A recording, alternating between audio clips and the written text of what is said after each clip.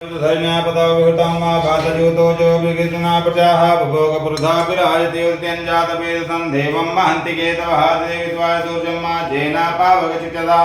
पुरण्यन्तं जनानुत्वं वर्णपदते दैव्यावधुर्जुवाकतकुं रथेन तूचतजामध्वाजनिमुदमञ्जाते तं प्रथायं वेन शितं देवानां मातं प्रतधा पूर्वधा वितदैमता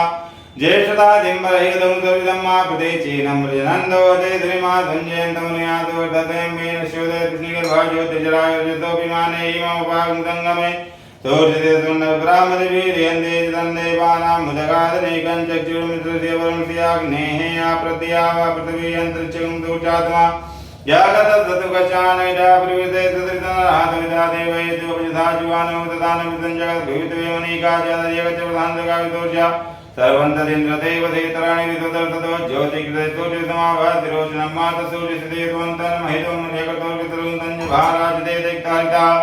कालतानाद्रात्रिवासुते धीमद्वैतं सुमत्या भैक्षे धूर्जोरूपं कृते देवपत्यन्तमन्यद्वायाकर्मन्यजातं वरन्ति वर्मः